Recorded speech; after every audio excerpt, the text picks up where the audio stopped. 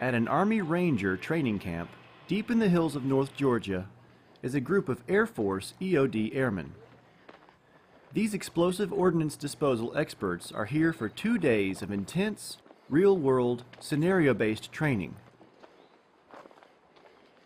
The story begins at Dobbins Air Reserve Base, where this group of explosives professionals is completing a 2-week training course, culminating in helicopter insertion into the adverse terrain of the North Georgia mountains.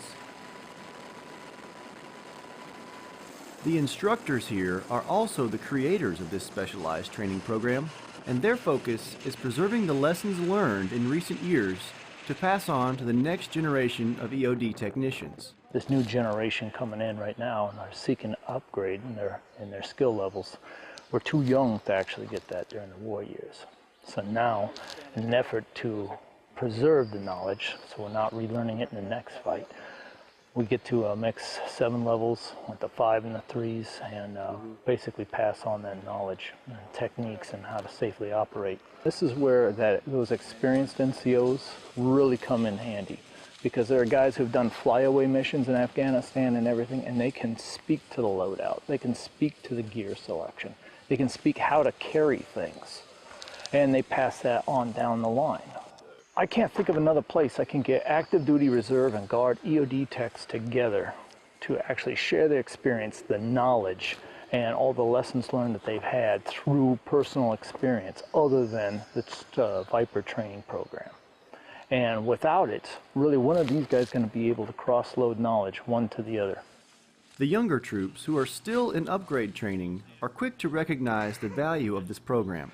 This is stuff that we need to do. It's refreshers, it's new training, it's new stuff that you learn. It's absolutely vital. Funny thing is, like, stuff that I thought that I knew pretty well, like our X-ray systems, I've learned tenfold here than I have just trying to fumble my way through it. And it's all due to these instructors. These guys, they know the job better than anyone, and just coming into it, they teach you a lot. Even the more experienced EOD techs are impressed by the realistic nature of this training.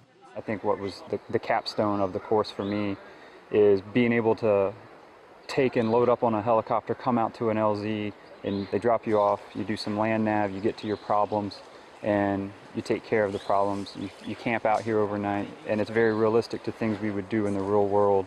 You can't get this kind of training at home stations sometimes, depending on where you're stationed. You don't have access to mountains, you don't have access to, land mass that you can just go out and do these things in. And coming here, it really helps to be able to collect up all the training that you've done at home station and actually be able to really apply it in the real world. Part of what makes this training so successful is the unique partnership between the Air Force and the Army. Something unique to Dobbins is how much help I've been able to get joint service. We're flying out on Army Black Hawk helicopters into the Rangers Mountain Warfare School to operate an Air Force EOD program. I haven't known of any other place that's got that much joint service cooperation. Reporting from Dobbins, I'm Tech Sergeant Benjamin T. Hayes.